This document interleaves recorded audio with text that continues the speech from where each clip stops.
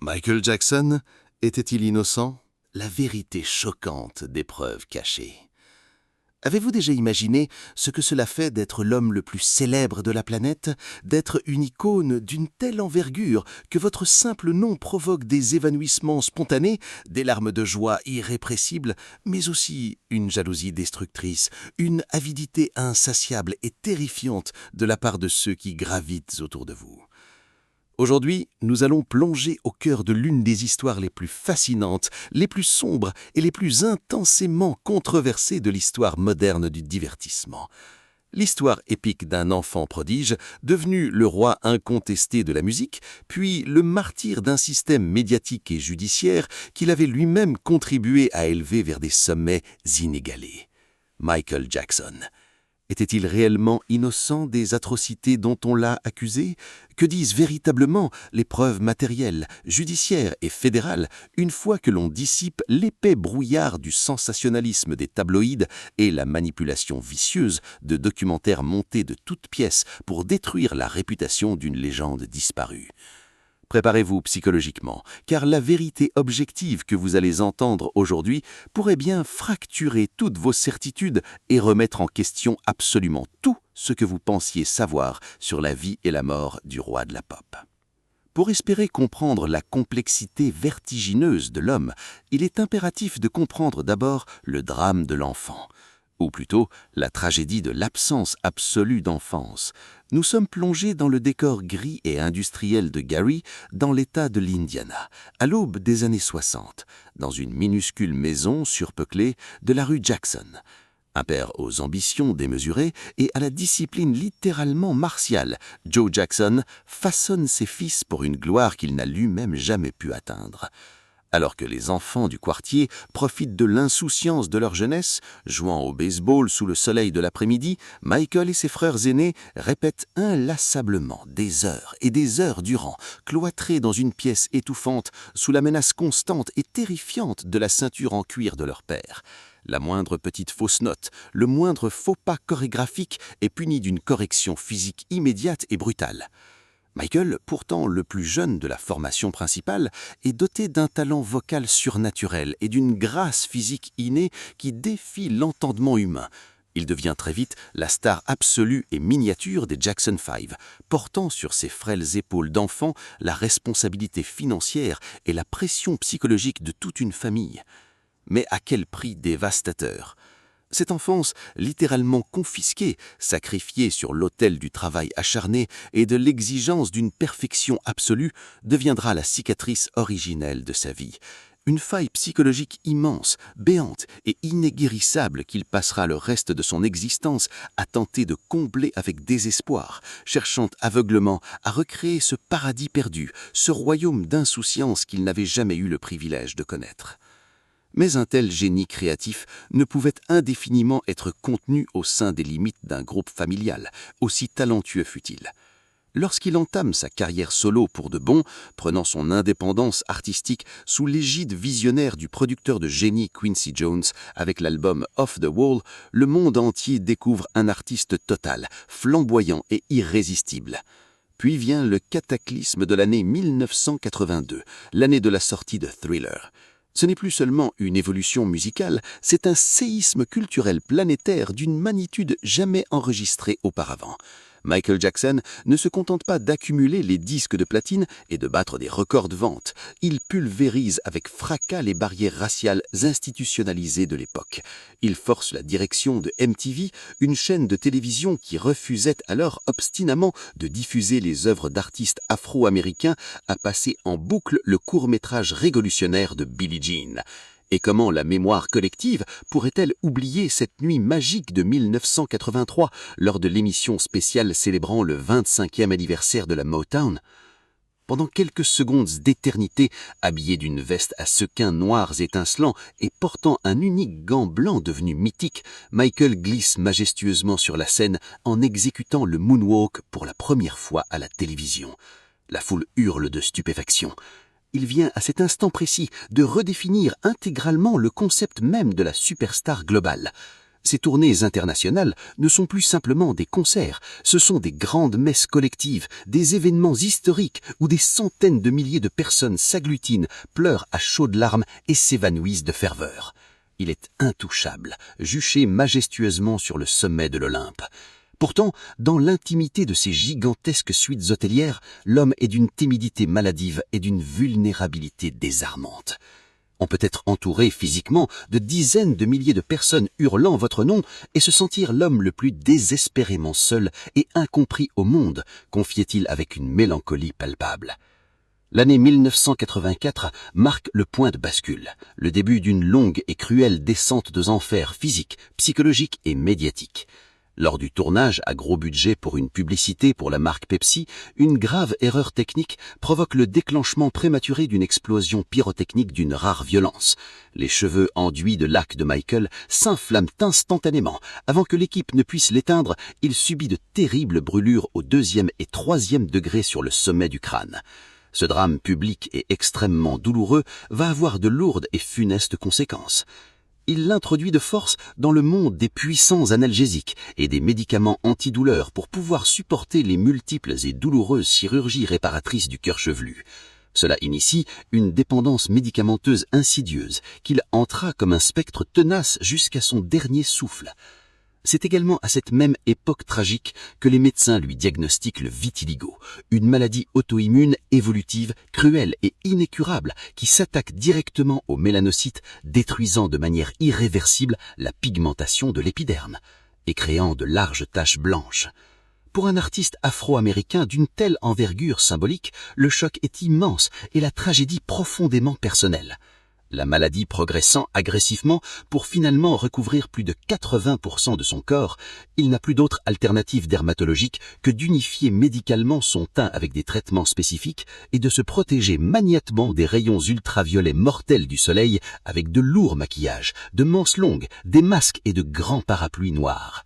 Mais l'industrie impitoyable des tabloïds refuse obstinément cette réalité médicale cliniquement prouvée. Ils préfèrent infiniment générer des millions de dollars de profit en inventant et propageant une narrative atrocement cruelle, percutante et scandaleuse. Michael Jackson renierait délibérément ses origines ethniques, il aurait honte de sa race et utiliserait la chirurgie pour devenir blanc.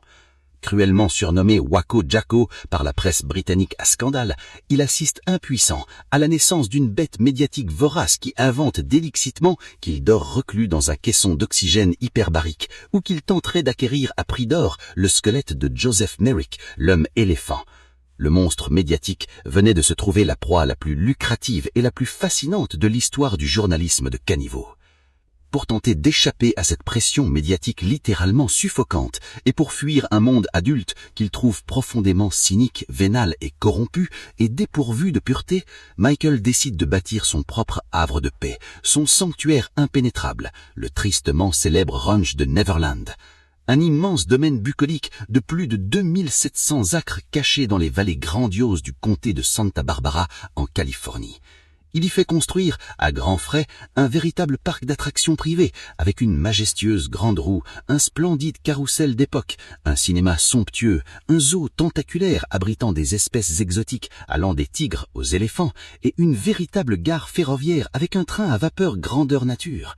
C'est l'expression architecturale ultime de l'utopie d'un homme qui souffre incontestablement du syndrome de Peter Pan. Un univers magique où la pureté de l'enfance règne en maître absolu. Poussé par une philanthropie authentique et naïve, il ouvre généreusement les majestueuses portes de ce domaine enchanté à des milliers d'enfants lourdement malades, lourdement handicapés ou issus de quartiers très défavorisés, pour leur offrir l'espace d'une journée ou d'un week-end, une parenthèse de bonheur absolu, loin de la misère ou des lits d'hôpitaux. Il interagit avec ses jeunes invités avec une bienveillance désarmante, non pas du haut de son statut de superstar milliardaire intouchable, mais avec l'esprit ludique de l'éternel enfant qu'il est resté intérieurement.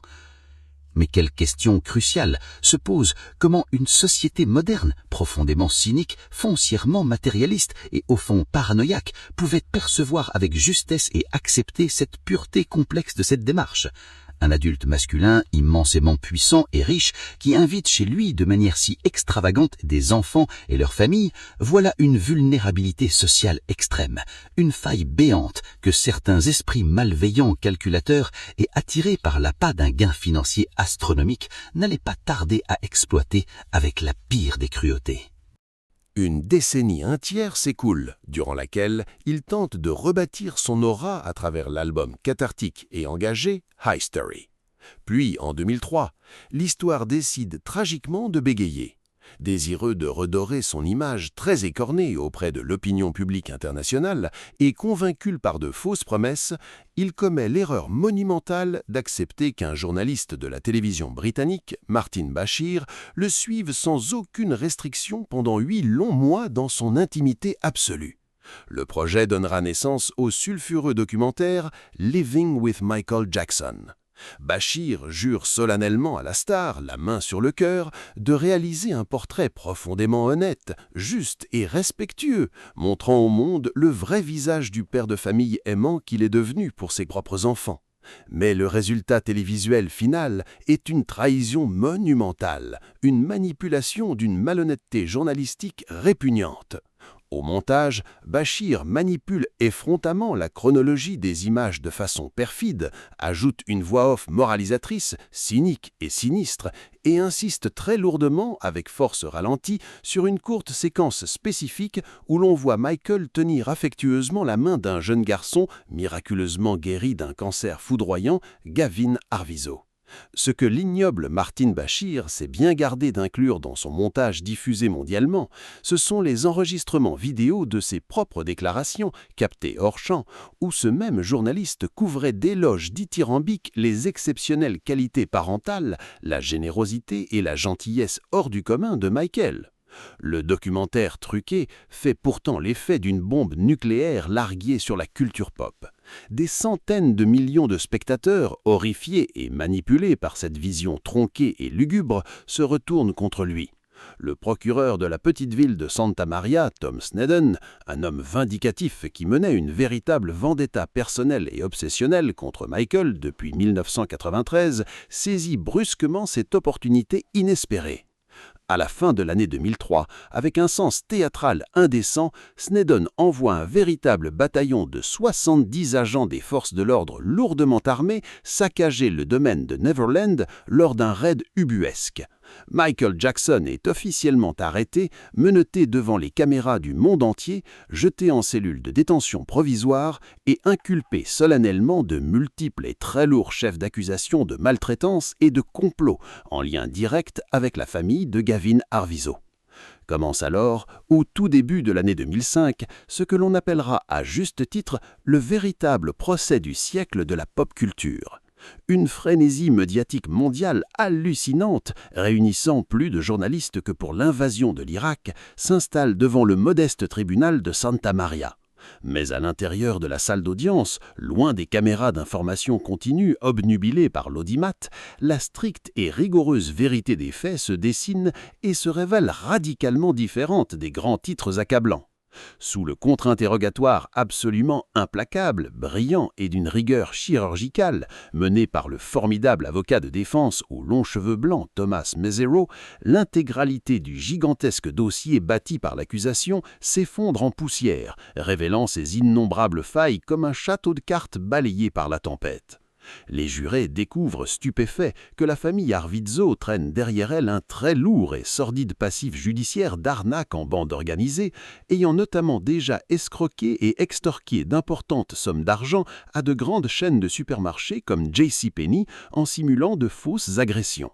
Sous serment, les témoignages de la mère de la prétendue victime se révèlent être de pures affabulations, truffées de contradictions délirantes et de mensonges éhontés sur une supposée séquestration rocambolesque dans le ranch.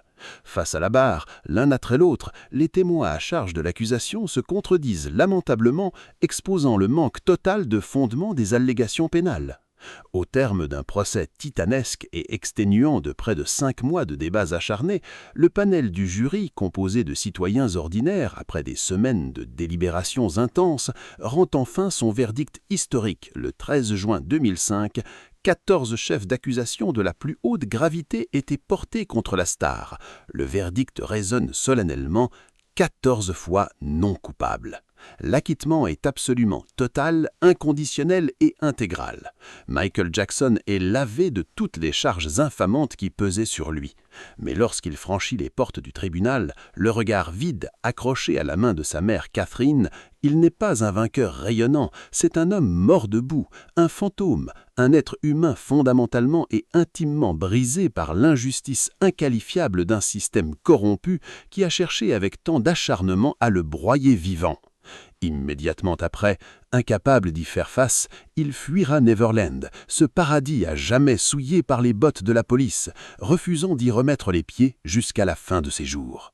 Mais si, en dépit de l'évidence écrasante d'un acquittement judiciaire total, une part d'ombre ou de doute subsiste encore dans votre esprit, examinons ensemble la preuve la plus objective, la plus froide, la plus incontestable et la plus définitive qui puisse exister, la colossale enquête du gouvernement américain fédéral. Quelques mois après la mort tragique de la pop star, et en vertu de la loi sur la liberté d'information, le redoutable et très secret FBI a été contraint de déclassifier intégralement et de rendre public l'ensemble de ses dossiers d'enquête concernant Michael Jackson. Ces documents exceptionnels, que n'importe qui peut consulter aujourd'hui, représentent un volume de 333 pages d'enquête tentaculaire et méticuleuse, un travail colossal qui s'est étalé sur plus de 10 ans consécutifs d'une traque implacable. Le FBI, l'agence de renseignement et d'investigation la plus redoutable, la mieux dotée et la plus compétente du monde, a activement épaulé et assisté la police locale lors des deux grandes affaires de 1993 et 2003. Ils ont même mené des enquêtes à l'international, dépêchant discrètement des agents sur le terrain aux Philippines et à Londres pour interroger de manière poussée des anciens employés ou des témoins potentiels qui auraient pu voir ou entendre le moindre comportement suspect. Avec les moyens technologiques illimités du gouvernement américain, les unités d'élite ont perquisitionné, disséqué et analysé bit par bit le contenu de 16 ordinateurs et disques durs massivement saisis au domicile privé de Neverland, cherchant désespérément et minutieusement la plus infime trace d'images illicites, de communications suspectes ou de e-mails compromettants. Quelles ont été les conclusions finales irrévocables et officielles de l'agence fédérale après une décennie entière de traques ininterrompues, de surveillance électronique de haut vol et d'analyses médico-légales poussées à la limite extrême de la technologie? Absolument rien. Zéro. Le dossier déclassifié de 333 pages du FBI conclut noir sur blanc qu'il n'y avait absolument aucune preuve matérielle, pas l'ombre du commencement de la moindre preuve de comportement criminel ou de la moindre conduite répréhensible. Il est temps de se poser une question avec une grande honnêteté intellectuelle. Comment un homme, dépeint par les procureurs et les journaux comme un prédateur machiavélique agissant sur des décennies, pourrait-il miraculeusement et systématiquement échapper aux radars hypersensibles du FBI, de la CIA et de toutes les polices locales pendant 10 ans, alors qu'il vivait en permanence sous les feux des projecteurs, entouré de centaines d'employés? La réponse à cette énigme insoluble est d'une simplicité mathématique et aveuglante. On ne peut, par définition, découvrir aucune preuve matérielle quand le crime ne se serait tout simplement jamais produit. Pourtant, dans ce monde obsédé par la noirceur, même la mort tragique de l'artiste n'a pas suffi à apaiser la soif écœurante de destruction et l'appât du gain de ses détracteurs. En 2019, 10 ans après sa disparition fracassante, le documentaire hollywoodien très controversé Leaving Neverland provoque une énième et puissante onde de choc médiatique relançant la polémique à l'échelle mondiale. Le film de 4 heures, soutenu par HBO, met exclusivement en scène 2 hommes adultes, Wade Robson et James Safechuck, qui accusent avec une incroyable prolixité Michael Jackson de les avoir longuement agressés dans leur prime jeunesse. Face à des récits livrés avec des larmes minutées et une musique dramatique, le public est immédiatement conquis. Mais ce que l'écrasante majorité de l'opinion publique ignore totalement, profondément manipulée par l'émotion savamment orchestrée d'un film totalement à charge et unilatéral qui a refusé toute contradiction, c'est le contexte factuel et judiciaire ahurissant de ces accusations posthumes. Wade Robson n'était pas un simple accusateur tardif. Lors du gravissime procès pénal de 2005, alors que Michael risquait de finir ses jours derrière les barreaux, Wade Robson s'était spontanément présenté à la barre des témoins pour jurer solennellement sous serment, en pleine conscience et devant la justice, que Michael ne l'avait absolument jamais touché et qu'aucun acte répréhensible ne s'était jamais produit en sa présence. James Safechuck, de son côté, avait tenu exactement les mêmes propos catégoriques devant les redoutables enquêteurs de l'État de Californie. Pourquoi diable ce revirement soudain et synchronisé des décennies plus tard, alors que l'accusé principal n'est plus là pour se défendre? La réponse se trouve, comme presque toujours dans cette ténébreuse affaire, là où les millions de dollars font cruellement défaut. Les deux hommes, confrontés au mi-temps de leur vie à des échecs professionnels cuisants et à la ruine financière menaçant l'avenir de leur famille, avaient en réalité secrètement réclamé des centaines de millions de dollars à la richissime succession de Michael Jackson, bien avant même d'envisager le tournage de ce fameux documentaire. Plus embarrassant encore pour la crédibilité de l'œuvre cinématographique, ces monumentales actions civiles en justice pour obtenir des réparations financières stratosphériques avaient déjà été lourdement rejetées et déboutées à de multiples reprises par différents juges d'instruction des tribunaux californiens. Un détail fondamental que le réalisateur du documentaire, Dan Reed, omet sciemment et scandaleusement de mentionner à ses spectateurs. Mais le coup de grâce contre ces allégations est purement et strictement matériel, scientifique et factuel. La chronologie minutieuse de leurs récits respectifs s'effondre pitoyablement lorsqu'elle est confrontée à la stricte réalité du calendrier architectural. Dans une scène bouleversante du film, James Safechuck raconte, avec une assurance déconcertante et force détails scabreux, avoir été régulièrement agressé sexuellement dans une chambre secrète spécifiquement située à l'étage de la grande gare ferroviaire florale du ranch de Neverland. Il martère avec insistance que ces agressions récurrentes dans cette gare ont pris fin définitivement en l'année 1992 lorsqu'il a atteint l'âge de 14 ans et que sa puberté le rendait prétendument moins désirable pour son agresseur. C'est une histoire glaçante qui fait frissonner d'effroi. Il y a juste un infime détail logistique et documentaire qui vient pulvériser l'intégralité de cette sinistre affirmation. Les registres publics et les permis de construire officiels déposés et dûment validés par le département d'urbanisme du comté de Santa Barbara prouvent de manière irrévocable, formelle et sans le moindre appel possible, que la construction de cette même gare ferroviaire n'a été achevée et qu'elle n'est véritablement sortie de terre qu'à la fin de l'année 1994. La question logique qui s'impose détruit toute l'accusation. Comment a-t-il pu être agressé de manière répétée jusqu'en 1992 à l'étage d'un immense bâtiment en briques et en bois qui n'existait tout bonnement pas encore et dont la première pierre n'avait même pas été posée? Face à ces incohérences factuelles titanesques, impossibles à justifier, la crédibilité fragile et financièrement motivée de ces accusateurs vole instantanément en éclats aux yeux de tous les enquêteurs sérieux et des historiens scrupuleux. La fin précipitée et brutale de la vie de cet artiste hors norme ressemble à s'y méprendre au dernier acte d'une profonde et ténébreuse tragédie de William Shakespeare. Devenu un éternel nomade de luxe après l'énorme traumatisme de son acquittement historique, en 2005, un homme sans véritable attache, il fuit l'hostilité de son propre pays natal pour trouver asile, tantôt dans l'opulence dorée du royaume de Bahreïn, tantôt dans les contrées pluvieuses de l'Irlande ou encore récu dans les demeures louées de Las Vegas.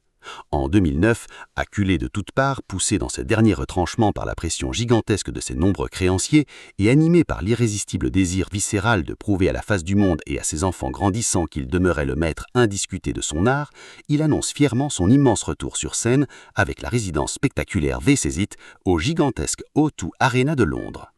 Prévue initialement pour une série raisonnable de 10 représentations consécutives, la demande billetterie mondiale est d'une telle force si phénoménale et sans précédent historique que les avides promoteurs de la tournée poussent le chiffre total à 50 concerts gargantuesques, tous complets en quelques heures à peine. Une pression psychologique et physique littéralement surhumaine, écrasante, vient brusquement s'abattre sur les frêles épaules d'un homme de 50 ans, le corps prématurément usé par des décennies de tournées épuisantes et qui porte à lui seul le poids étouffant de l'attente du monde entier, l'angoisse paralysante. L'angoisse paralysante de ne pas être à la hauteur physique de ses performances d'antan, couplée à la peur panique de décevoir irrémédiablement ce public qui l'adule encore, font alors violemment ressurgir des profondeurs ses pires démons intimes et médicaux. Il souffre alors d'une insomnie chronique et sévère d'un niveau si clinique, si destructeur qu'il est neurologiquement incapable de trouver par lui-même un sommeil paradoxal réparateur et naturel. C'est dans ce contexte de vulnérabilité et de détresse médicale absolue qu'intervient l'impératable par l'entremise du douteux docteur Conrad Murray. Ce cardiologue, stipendié à prix d'or par les organisateurs pour maintenir la star sur pied, coûte que coûte, agit au mépris total, flagrant et criminel de toutes les règles déontologiques et de sécurité de la médecine. Il lui administre à domicile, nuit après nuit, par perfusion veineuse, du propofol, un puissant anesthésiant lourd strictement réservé à la salle d'opération chirurgicale avec appareillage de réanimation dans le seul but de le plonger artificiellement dans un semblant de sommeil induit chimiquement. Le matin maudit du 25 juin 2009, l'inévitable dénouement fatal finit tragiquement par se produire. Dans la chambre feutrée de son manor californien, le dosage létal ultime de ce poison blanc est injecté dans ses veines épuisées. Le cœur fatigué du plus grand artiste incontesté de toute l'histoire de l'humanité cesse définitivement de battre. L'annonce fulgurante de sa mort prématurée déclenche dans les minutes qui suivent un séisme numérique d'une telle magnitude que des pans entiers de l'infrastructure mondiale de l'Internet s'effondrent physiquement, des serveurs d'entreprises titanesques tels que Google, Twitter ou l'encyclopédie mondiale Wikipédia explosent sous la surcharge soudaine du trafic, terrassés et engloutis sous l'onde de choc et le raz-de-marée du chagrin insurmontable et foudroyant d'une planète entière restée orpheline de sa plus brillante étoile. En dernière analyse de ce destin hors norme, Michael Jackson a été formellement, légalement et solennellement acquitté par un jury populaire souverain composé de 12 citoyens ordinaires. Il a été totalement et définitivement innocenté par les enquêtes approfondies, rigoureuses et pluriannuelles du redoutable Bureau fédéral d'investigation américain, le FBI.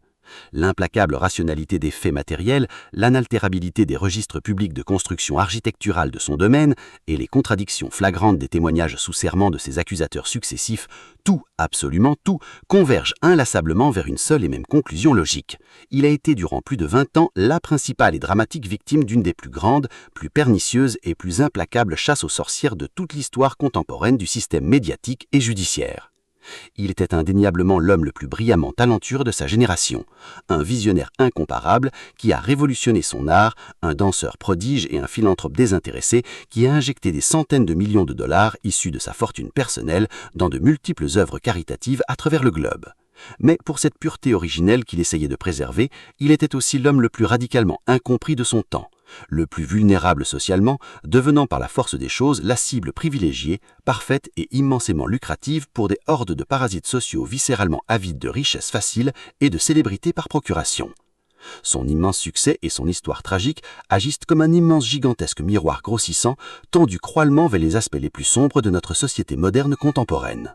Cela révèle avec acuité notre soif insatiable pour le scandale sordide, notre terrible complaisance à la destruction de nos idoles, notre cruauté indifférente face à la détresse psychologique d'un homme qui était fondamentalement différent de la norme, et notre sombre propension à précipiter la chute des légendes intouchables que nous avons nous-mêmes érigées sur de fragiles piédestaux d'adoration publique. Aujourd'hui, bien après que la poussière des procès iniques soit retombée et que les cris des tabloïds se soient tus, son immense héritage musical résonne toujours à travers le monde d'une intemporalité bouleversante, pure et presque magique. La stricte vérité historique ne peut jamais être étouffée ou manipulée éternellement. Elle finit indissablement avec le temps implacable qui passe par remonter à la surface, portée fièrement par la puissance irréfutable des preuves documentées et de l'analyse minutieuse des faits matériels objectifs. Alors, la toute prochaine fois que vous écouterez par hasard la ligne de basse légendaire de Billie Jean, que vous frissonnerez sur l'intro spectaculaire de Thriller, ou que vous serez ému aux larmes par le message humaniste universel et profond de Man in the Mirror ou de Earth Song, prenez une seconde pour vous souvenir avec respect de l'homme véritable qui se cachette époiré et meurtri derrière la légende dorée et étincelante. Un créateur de génie accompli, un martyrologue crucifié par l'avidité des hommes, un être humain fondamentalement et douloureusement brisé par son environnement social toxique, mais surtout et de manière absolument indubitable face à l'implacable rigueur du système de preuves fédéral, matériel et judiciaire, un homme parfaitement innocent.